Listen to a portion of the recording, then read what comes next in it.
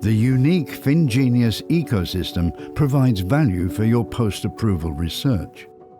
The ecosystem enables you to improve your insights and results for products that are already in the market.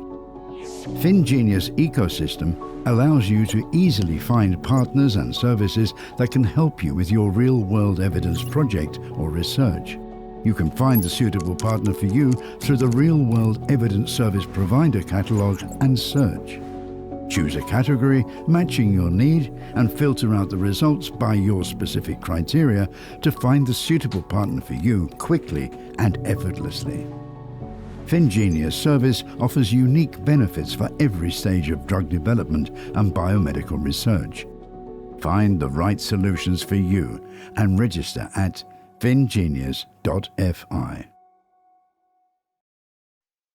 Fingenious is well remembered by the audience after this event. But now, next topic is migraine and a case example there, and again underlining the importance of collaboration. We have two speakers, so please welcome Henri Autio from Novartis, Finland, and Mariann Lassenius from Medaffcon, who have done this in collaboration. Welcome. Thank you.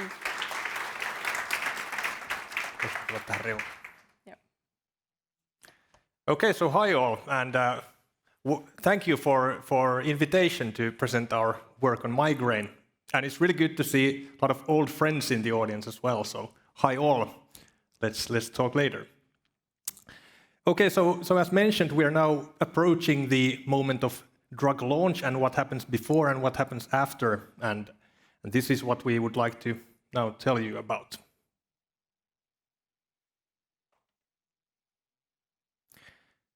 So you may or may not know, but Novartis became a migraine company quite rapidly, more than 5 years ago, actually through a co-development agreement with another company, Amgen, which meant that even though we were a neuroscience company and we had a foothold in neurology in Finland, the company did not have a lot of insight in migraine, actually. And in order to succeed in launching a new medicine, of course, it's of vital importance to understand what is the burden of the disease, how the patients are managed, and this is really where the company had a knowledge gap. And I should say that I'm using the word "we" quite liberally because I was not actually here when this happened. So I should acknowledge the father and mother of this project. Timo and Minna are here in the audience. You left your baby. I adopted it, it's ours now. But good work starting it. Anyway, what the team knew about migraine based on the literature, they had some assumptions. And one of them is that this is likely to be a disease with a high disease burden. And unfortunately, it's not very easy to access a public neurologist because of the migraine in Finland. Which means that a lot of the patients actually seek help from the private sector. They also knew that this is a disease that affects I trained this word and I can't say it. Disproportionately.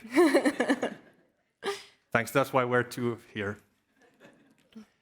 Anyway, it affects working age population. So I think the smart idea the team had then was that, in order to understand really the burden and really how the patients are actually managed, why not to focus on working age patients who are managed in the private healthcare? And you were there back then, so you can actually clarify why you'd end up in doing this. Yes, so good afternoon to all. My name is Mariann Lassenius, and like Henri says, I was included also with the mother and father of the project, which are also here today. So happy to talk to you. So migraine is especially common among those of working aged, and roughly 1 in 5 suffer from the condition. So among us, we have people having this condition. And if we consider working age patients and public registries, for example, available in Finland and across the Nordics, those often fall outside of public healthcare because these patients may seek private healthcare most often. So this was one of the kind of dilemmas that we had to deal with. And then we had a few criteria for the study, apart from having then a data source covering working-aged patients, was that because we wanted to look at the burden of disease, including sick leaves associated with migraine, we were kind of looking for a data source where we also find short-term sick leaves. From national data, we have sick leaves from the 10th day forward or 14th day forward, depending on what Nordic country we're looking at. So, but here we had a data source with also short sick leaves, self-reported from 1 day and 3 days onward available. If you have ever looked at studies of migraine, you see that quite a lot of information comes from surveys, interviews for migraine patients, and we wanted to have something that's not associated with some recollection biases, perhaps, or target patients that are very eager or maybe very ill, so that we would have an unbiased data source to look at. So we were really extremely pleased to have the opportunity to utilize data from Terveystalo. Terveystalo means health house in English, and it contains data on approximately 700,000 occupational healthcare patients. And it also is a biobank. So they have also contributed, for example, to Fingenious with samples. And out of these 700,000 patients with occupational healthcare, then we looked at those with migraine. And I wanted to really highlight that it's really a unique data source, not only in the context of Finland, but also across the Nordics, to be able to look at very deep data in this kind of a setting among working-aged patients. Really good if you go one forward. So what we found? We identified some 17,000 patients with a diagnosis for migraine, and looked at outcomes in these patients, prevalence, how much they had of healthcare visits. The sick leave days, I just said, were very important to see the shorter term sick leaves. Comorbidity patterns, so migraine is not only a headache, it's related with other conditions and imposes a lot of disease burden through also comorbidities, and also medication patterns. And also, to be able to assess these outcomes, there was a control cohort created that was matched per age and sex to the migraine patients. Now you see the migraine was more frequent in females. These were working-age patients. The median age was 39. And what's interesting is that 13% had a prophylactic medication. And this is something that's not very straightforward to study, because migraine is treated with a lot of medicines that are treated for other conditions as well. So we had to utilize, for example, text mining of the prescriptions, which also then allowed us to identify that the medication was actually for migraine for these patients, which also makes it quite unique worldwide and interesting, the data. Yeah. So what did we found, Henri? So I'm actually now showing only one slide out of the 3 publications that have come out of this 5-year project. So, but this is really the key in the message we have. On the left side of the panel, you see the healthcare visits, and on the right side of the panel, you will see sick leave days.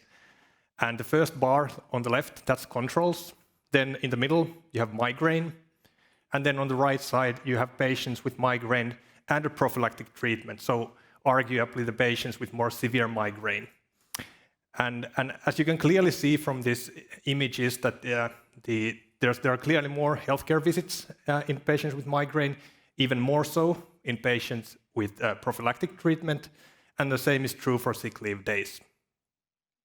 But I think quite interesting, if you look at the colors there, the red visits are, and the red sick leaves are the ones that are actually attributed directly to the migraine, which means that actually the majority of the disease burden comes from comorbidities that these patients have. And I think this is a really kind of an important finding in demonstrating that this is so much more than a headache. It's really a disease that affects many many parts of patients' life, and a lot of the burden actually comes from comorbidities. And this really was an interesting finding, and Minna followed this to actually look into more detail into these comorbidities in other publication. But I think quite importantly, what we also did here, that we actually established an endpoint that we could then look in our effectiveness study. So when we looked at our prophylactic treatment, we could then look at the sick leaves, healthcare visits for all causes, and those specific for migraine, and could then actually generate unique new type of evidence on the effectiveness of our drug as well. And I should say we were globally the first one to actually demonstrate the effect on these kind of hard endpoints. And this is really because of the, as you mentioned, the quality of the data we have in the biobanks. So just to summarize, kind of the impact, what we feel we gained out of this project, as mentioned, we could clearly demonstrate the burden of the disease, which must have been helpful for the negotiations with the payer.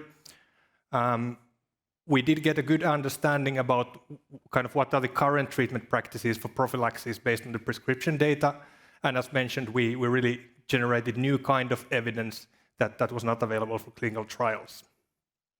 And this has, of course, then been put to good use both in negotiations with payers, not only in Finland, but in other countries as well, that I know of. And also for communications with healthcare professionals, and also raising the awareness about migraine, the burden of migraine in the society. So very useful data in many respects. And I also asked Markku Nissilä, who is the head of the Terveystalo Biobank, about how they felt that this study actually impacted their way of looking at migraine.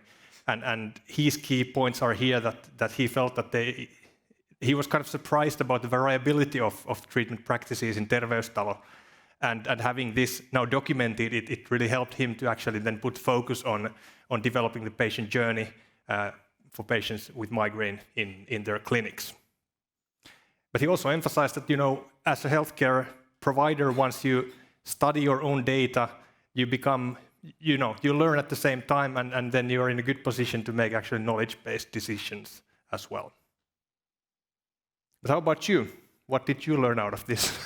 Yes, I think, it points out again that Finland has really a lot to offer regarding the high level of data and data sources, and this is a very unique data source for the working age patients. And obviously, there was a lot of insight gained on migraine, burden of migraine, disease awareness, and what can be done. But I think, for a vast proportion of our working aged people, this is something that can be considered for studies.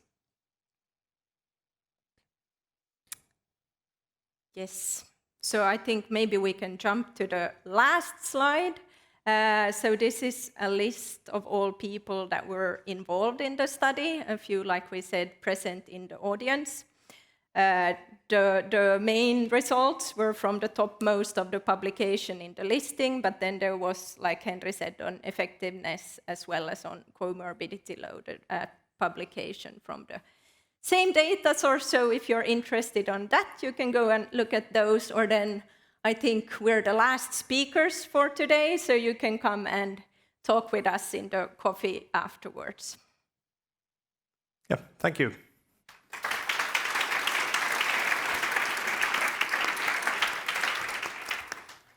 Great, thank you, Mariann and Henri. I mean, this is great. New drugs are not just about treating a condition, but also understanding their value, and this really gives hugely valuable insights to that. Again, a great example where Finland can bring value also to the rest of the world, showing data that's not available elsewhere. Any questions to Mariann and Henri on migraine-related studies in Finland?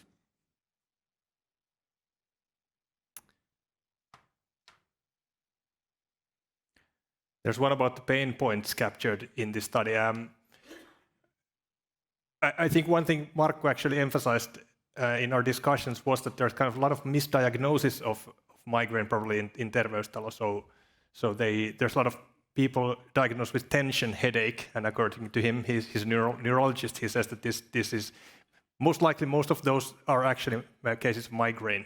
So one thing that he felt that he will be focusing on is then getting rid of this tension headache diagnosis in Terveystalo. Excellent. Great. Thank you again, Henri and Mariann.